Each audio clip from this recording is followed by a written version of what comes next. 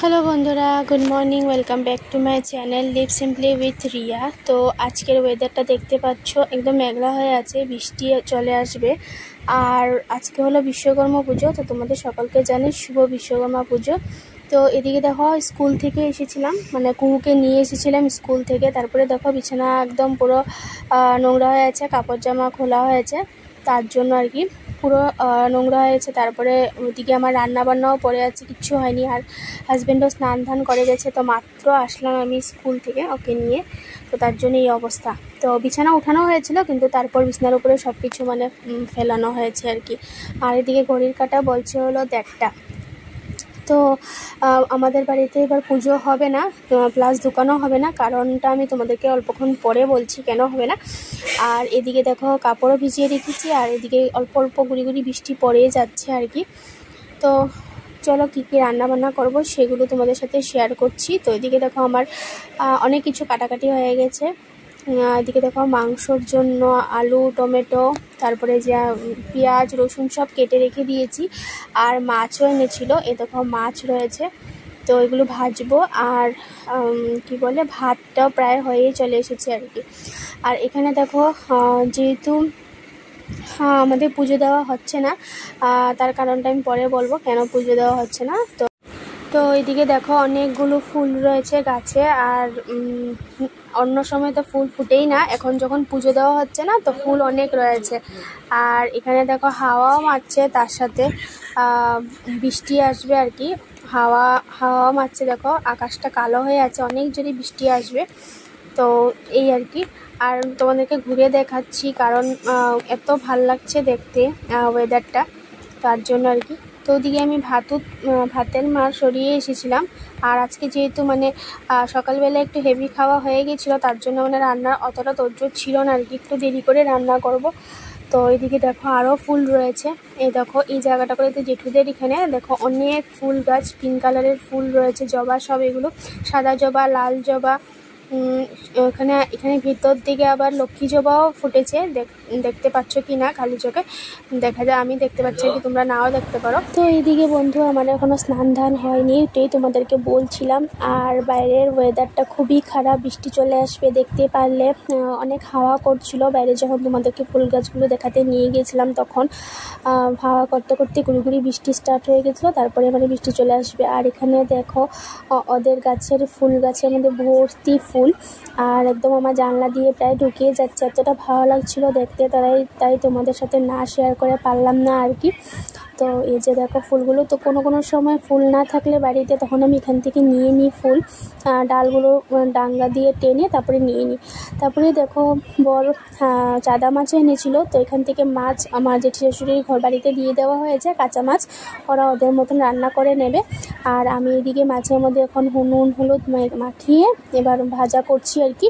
তো তারপরে যা এসে বললো যে আমি করে দিই ভাজাটা, তো ওই ভাজাটা করে দিয়েছিল, পুরোটা মানে কমপ্লিট।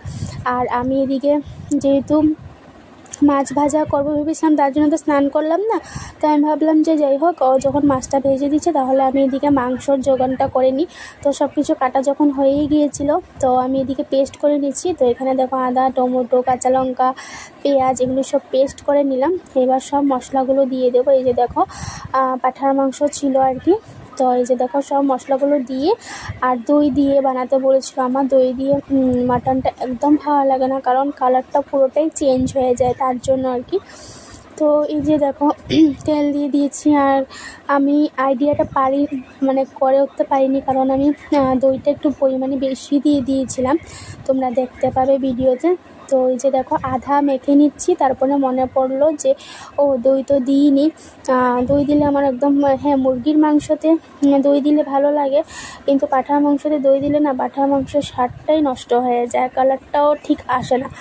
আর এদিকে দেখো আমার হাতে পরিমাণে মানে দইটা একটু বেশি পড়ে গিয়েছিল, তার জন্য অনেকটা বকাও খেয়েছি। দেখো দইটা আমি অনেকটা বেশি দিয়ে দিয়েছি, 3, 4, 5, 6 চামচ বড় চামচে দিয়ে দিয়েছি। ভিডিওটা দেখলে তো আরও গালি খেতে লাগবে। তো যাই হোক দিয়ে দিয়েছি একবারে ভুল হয়, আর তো ভুল হবে না। আর আমি পাঁঠার মাংস আমি কখনো দই দিয়ে বানাবো না। তো দেখো এখানে অনেকগুলো চামচ আমি মানে একটু একটু করে দিয়েছি, কিন্তু এটা মানে বড় চামচে 4-5 চামচ হবে আর কি, তো উঠছিলও না। তার জন্য এই যে দেখো তোমরা অনেকগুলো দই দিয়ে দিয়েছি। তো অল্প দই দিলে হয়তো কালারটা ঠিক হতো মাংসর, কিন্তু খেতে স্বাদ হয়েছিল। আর দইটা দেওয়ার পরে জানো বন্ধুরা, মাংসটা অনেকটা নরম হয়ে গেছে, খুব জলদি মানে সিদ্ধ হয়ে গিয়েছিল। আর হয়তো কালারটা ঠিক আসেনি, কিন্তু খেতে কিন্তু ভালোই হয়েছিল আর কি। তো যাই হোক, আমি এই ভুলটা আর কোনোদিনও করব না।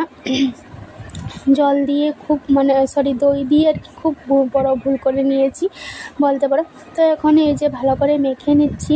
পেঁয়াজ দিয়েছি, কুচনো পেঁয়াজও দিয়েছি, আর টমেটো আমি কুচো করে দিয়ে দিয়েছি। আর তার সাথে করে আদা, তারপর কাঁচা লঙ্কা, আর একটু টমেটো, রসুন, তো এগুলো আমি পেস্ট করে নিয়েছি পেঁয়াজ সহ আর কি। আর এই যে দেখো একটু আদা, এই যে দেখো পেস্ট হতে চায় না। তো এটাকে আমি কুড়িয়ে দিয়ে দিয়েছি, আর মশলাপাতি সব দিয়ে এবার ভালো করে মেখে নিচ্ছি আর কি চিকেনটাকে। শুধু চিকেন চলে আসে, মাটনটাকে মেখে নিচ্ছি আর কি। তো এই যে দেখো এখন মাখা হয়ে যাওয়ার পর আমি প্রেশার কুকারে দিয়ে দেবো আর কি। প্রেশার কুকারে দিয়ে তারপরে আমি স্নান করতে চলে যাব। তো দেখো এই যে মাখাটা হয়ে যাচ্ছে।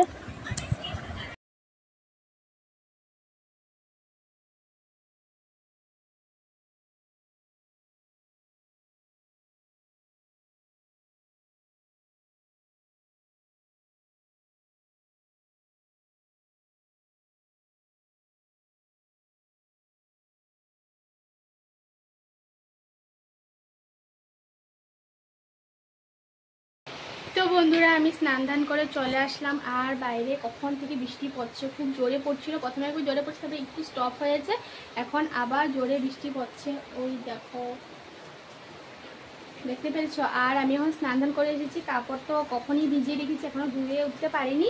তো এখন আলুটা ভেজে তারপরে আমি প্রেশার কুকারে 2টো সিটি মেরে রেখে দিয়েছিলাম। প্রেশার কুকার থেকে কড়াইতে দিয়ে দেবো। তো চলো দেখে নাও লুকটা। তো এই যে দেখো আলুগুলো ভেজে নিচ্ছি, একদম লাল লাল করে টকটকা করে ভাজবো।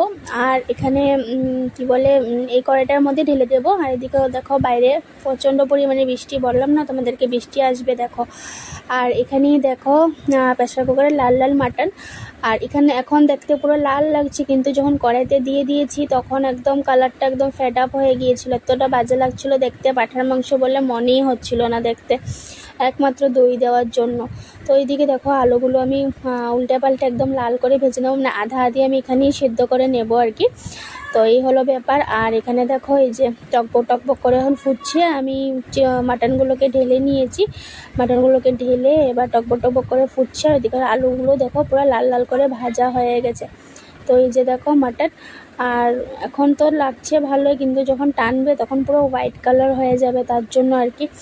তো দেখো, আর তারপরে দেখো আমিও ভাত খেতে বসে যাব আর কি। তো এই যে দেখো শাশুড়ি মা ভাত খেয়ে নিচ্ছে, আর আমিও একটু পরে ভাত খেতে বসে যাব, কারণ হাজব্যান্ড বাইরের থেকে খেয়ে আসবে তার জন্য। আর এইদিকে দেখো বৃষ্টি পড়ার পর আবার রোদ দিয়েছে, আর এখানে দেখো রামধনু উঠেছে, কি সুন্দর দেখো, কি করা রোদ। কেউ বলবে যে একটুক্ষণ আগে বৃষ্টি হয়েছে, আকাশ পুরো পরিষ্কার হয়ে গেছে, আর এদিকে রামধনু উঠেছে। তো বুঝতেই পারছো, বৃষ্টি পড়ার পর রোদ উঠলে এরকম রামধনু উঠে, কি সুন্দর লাগছে।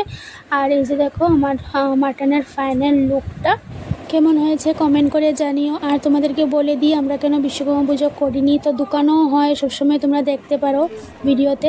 তো আমাদের গোষ্ঠীর এক রিলেটিভের বাচ্চা হয়েছে, আমাদের ওষুধ পড়েছে, তার জন্য আমরা পূজা করে উঠতে পারিনি। তো মার ঘরেও যাইনি, পাপা তো পূজা করে, দেখতেই পাচ্ছ। আর ভিডিও তোমাদের সাথে শেয়ার করে দিয়েছি। এই যে দেখো পূজা করেছি কি সুন্দর করে, কিন্তু যেতে পারলাম না, কারণ ছোঁয়াছুঁয়ি হয়ে যাবে, বুঝতেই পারছো। তো কোনোখানে পূজা দিতেও পারবো না, কোনো পূজাতে যেতেও পারবো না আর কি, তার জন্য। তো এই ছিল কারণ। তো ভিডিওটা কেমন লেগেছে জানিও, লাইক শেয়ার সাবস্ক্রাইব করে দিও। আজকের জন্য টাটা, বাই বাই।